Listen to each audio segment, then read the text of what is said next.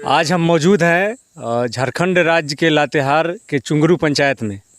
कल हम मिले थे यहीं के जो वर्तमान मुखिया थे श्री बालदेव परहिया, और आज उनके जो बराबर में जो कैंडिडेट खड़े हैं, इनका दावा है कि बालदेव परहिया का किला जो 10 वर्षों से चलता आ रहा है उनको ध्वस्त करने की कोशिश में है। आज हम इनके साथ मौजूद हैं, इनसे 2-4 शब्द बात करेंगे और कुछ ग्रामीण हैं उनसे भी हम बात करने का प्रयास करेंगे। आइए हम मिलते हैं। मिल्यानी देवी हैं जिनके पति श्री भीष्म नारायण सिंह हैं, आज चुंगरू पंचायत से मुखिया के उम्मीदवार के तौर पर खड़े हुए हैं। सबसे पहले हम इनके पास आते हैं। स्वागत है हमारे न्यूज़ चैनल न्यूज़ माफिया में। मैं मिल्यानी देवी, ग्राम ओपाग, पोस्ट चुंगरू, थाना बरवाडी, थाना चिपादोहर, प्रखंड बरवाडी। आप इस बार मुखिया उम्मीदवार हैं, आप महिला हैं, और ये बहुत खुशी की बात है कि इस महिला सशक्तिकरण के क्षेत्र में दौर में आज के ज़माने में महिलाओं ने आगे आने का प्रयास किया है, और इसके लिए हमारा न्यूज़ चैनल को बहुत बधाई देता है। हम आपसे ये पूछने की कोशिश कर रहे हैं कि आप जब अभी वर्तमान मुखिया हैं, उनको किस मुद्दे पर आप घेरना चाहते हैं? वर्तमान मुखिया तो अपना जैसे कि अपना चमचाही को अधिक देखते हैं, जो गरीब जनता है उनको नहीं देखते हैं। तो उसके विपरीत में मैं यही चाहती हूँ कि मैं गरीब जनता को की सेवा करूँगी और उनको अपने स्तर पर लाऊंगी, और जो चुंगरू पंचायत जो पिछड़ा हुआ है उनको मैं विकास करूँगी। और मेरे पास आपका घोषणा पत्र है। इस घोषणा पत्र में कुछ घोषणा पत्र मैं आपको बताऊं, मैं अपने जनता को भी ये बताना चाहता हूं कि इस घोषणा पत्र में लिखा हुआ है कि सभी गांवों को स्मार्ट विलेज बनाने के लिए एक ही संकल्प है जिसका नो विकल्प है। गुआ और हेगरा के रेलवे लाइन में ओवर ब्रिज जो ज़रूरत भी है उसको बनाने के लिए भी ये मुखिया जी दावा कर रहे हैं कि मैं मुखिया बनूंगा तो बना दूंगा। उसके बाद नावाडी बाज़ार से शहर बनाने के लिए, सिवठोकवा नदी, जलमा नदी में पुल बनाने के लिए, और चुंगरू पंचायत से लाभर 28 माइल तक रोड बनाने के लिए, नावाडी मनका को मुख्य सड़क से जोड़ने के लिए, चुंगरू पंचायत से कोमंडी स्टेशन को जोड़ने के लिए, सिंचाई के सुविधा उपलब्ध कराने के लिए, प्रत्येक लोगों को पक्की मकान बनाने के लिए, स्वास्थ्य क्षेत्र में बीमार व्यक्ति के लिए एम्बुलेंस गाड़ी उपलब्ध कराने, एवं पुलिस के जुर्म के खिलाफ, जो पुलिस या जुर्म यहाँ हो रहा है उसके खिलाफ भी आवाज़ उठाएंगे। हम ये आपसे बात करते हैं कि आप जिस प्रकार का दावा किए हैं, ये दावा में आप सही तौर पर यदि जीतने के बाद इस दावा को आप ज़मीन पर उतारने की कोशिश करेंगे? हाँ, मैं वादा करती हूँ कि इस वादा को मैं ज़रूर पूरा करूँगी। और जो अभी आप क्षेत्र में घूमे हैं, 19 तारीख को आपका चुनाव है, आपका कौन सा चुनाव चिन्ह और कितने नंबर पे? मेरा क्रमांक 5 में दूरबीन छाप है। तो गांव के जनता से मिले हैं, क्या क्या समस्या आपको नज़र आया जनता के द्वारा?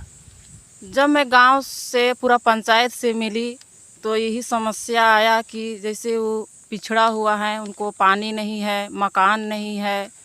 तो मैं उन लोगों से बात की कि आप लोगों का हर समस्या का मैं हल करूंगी।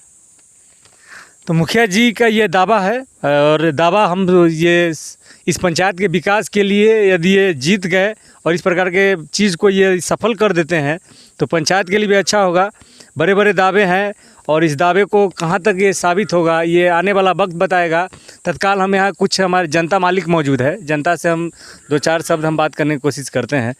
आप इनको किस आधार पर मुखिया चुनने की कोशिश कर रहे हैं? इनका छवि बहुत अच्छा है, काम करने योग्य उम्मीदवार हैं, इसीलिए इनको मुखिया पद के लिए चुनने के लिए। इस पंचायत में तो और सारे मुखिया कैंडिडेट हैं, आप सिर्फ इनको ही क्यों चुनने का आप लोग यहाँ एकत्र हुए हैं? ये तेतरकार हैं, पढ़ा लिखा हैं, जो लोग अनपढ़ बन के अब बुर्बक बनाए हैं पब्लिक को, ये पढ़ा लिखा है। कुछ हम लोग के विश्वास है कि हम लोग को जनता को भला करेंगे। और एक और हम सबसे बुजुर्ग हैं, इनसे बात करने के, चाचा बात कीजिएगा। हाँ, बहुत खुशी की बात है कि जो इतने पुराने वयस्क हैं वो भी हमारे बीच मौजूद हैं, और इस लोकतंत्र में उनका भी भागीदारी बहुत ही महत्वपूर्ण होता है। उनसे बात करेंगे कि इनकी केकरा जो रहती है, केकरा वोट दे भाई, कौन आदमी के? जहाँ उठा है उसको देंगे कि वो बासी खाते खाते हमको अनस लग गया। हाँ। देख लिया कि सूरज उगता है इन्हें, अब सूरज से कम काम करता है उधर में, अपना एरिया के काम करने वाला है बलदेव है, इसलिए हमको गौसा में उपेन है।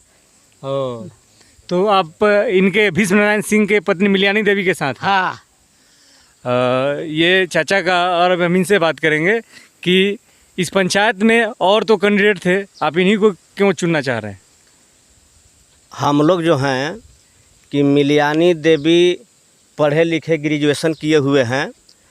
पहले इन्होंने पारा शिक्षक में काम करते थे, लेकिन शिक्षक का नौकरी के रिजाइन मार करके इस रास्ते में आए, तो हम लोग शिक्षित उम्मीदवार समझ करके इनको फील्ड में लाए हैं, सहमति बना करके बहुत सा जनता लोग। जैसे कि हम बोलना ये चाहते हैं, और कम समय में हमारा बातों भी नहीं ख़त्म होगा।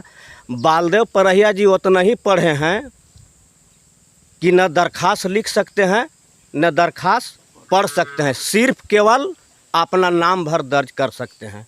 तो वैसे स्थिति में हम लोग अनपढ़ को नहीं देखना चाहते हैं, इसलिए हम लोग मिलजुल करके पूरे पंचायत के लोग, हम लोग पढ़ल लिखल एक महिला उम्मीदवार को हम लोग लाए हैं, मिलियानी देवी जी को।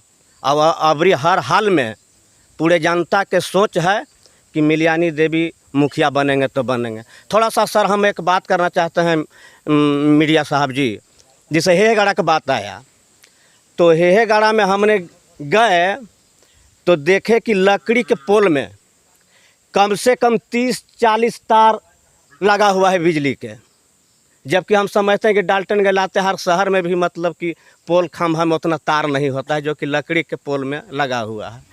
तो ये तो देखने की चीज़ है। उधर जो नरेश गुरुजी के घर के तरफ, कृष्णा यादव के घर तरफ आप जाइए, आप देखिए कि मतलब क्या इस इलाका, इस पंचायत का स्थिति है, रोड रास्ता के क्या स्थिति, आप खुद देखने की चीज़ है, आप देख सकते हैं। और थोड़ा सा मिलियानी देवी जी को जो संकल्प है ये रेलवे में ओवर ब्रिज, तो देखिए इस शिक्षक के रूप में काम किए हैं, इसलिए इनको ज़्यादा अनुभवी है। हेहगढ़ा 2 फाट में बट गया, बीच में रेल घुसने से 2 फाट में हो गया, एक उत्तरी हेहगढ़ा और एक दक्षिणी हेहगढ़ा। तो दक्षिणी में 5वां क्लास तक स्कूल है और उत्तरी में 8वां क्लास तक स्कूल है। तो 5वां क्लास पास करेगा तो बच्चा कहाँ जाएगा, तो 8वां क्लास में जाएगा।